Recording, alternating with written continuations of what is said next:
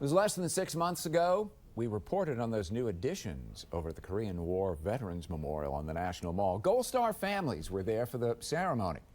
Well, now our colleagues at the New York Times are reporting that addition is full of mistakes.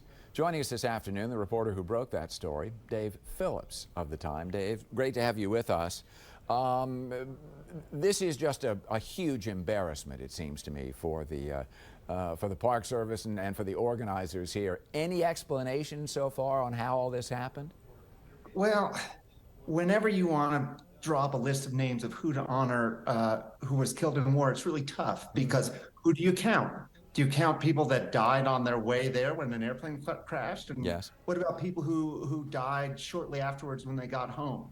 And knowing that process of figuring out who deserved to be on the wall would be difficult, the Park Service and the Defense Department decided they would sidestep it and just make their own list without public input. And the problem was that without public input, they didn't know that they had thousands of errors in their old rosters.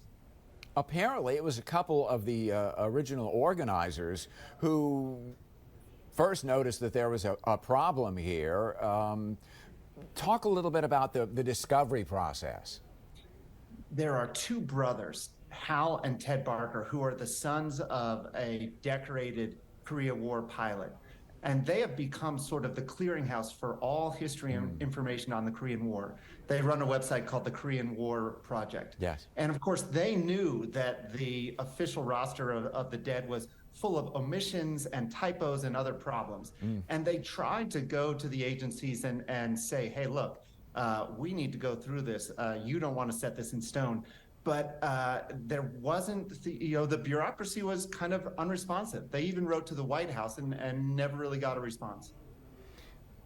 The Korean War at the time wasn't even called a war. It was a police action, whatever that necessarily meant. Does that figure into this at all? That it's not the wars to end all wars, or the conflicts that have come along in the latter half of the 20th century. What part does that play? I actually think a bigger part that plays in this is the experience that the National Park Service had with the Vietnam Veterans Memorial, which of course is a big, long list of thousands and thousands of names. And there, for decades, they've faced controversy and arguments with different people saying that other names should be added or changed or taken away. And in order to avoid that, when they put this list together and unveiled it this summer, the Park Service and the Defense Department, they tried not to have any public input. And so it's not so much that Korea is often overlooked, although it is. It's that the government agencies were trying to learn from the past, and I think in the process they discovered a new mistake. Yeah, and in the process too, it really complicated the issue, it seems to me. If there's general agreement there are problems, how do they get fixed? Well, that's a great question. So we're talking about roughly 100 polished granite slabs with 36,000 names. And there's, depending on who you ask, certainly about 1,500 errors and omissions. So do you try and go back in and add those somewhere? Do you cross out the names that are spelled wrong, or do you just rip the whole thing out and start again, which would cost, over $20 million? So far, the federal government isn't saying what they plan to do, and so we'll have to wait and see. This is the kind of thing that occurs to me that will get a lot of pushback on the Hill too. That members are going to start getting very indignant about this, and the political pressure is about to get. It's probably mounting right now. It's probably to get really tough as time passes. That's right.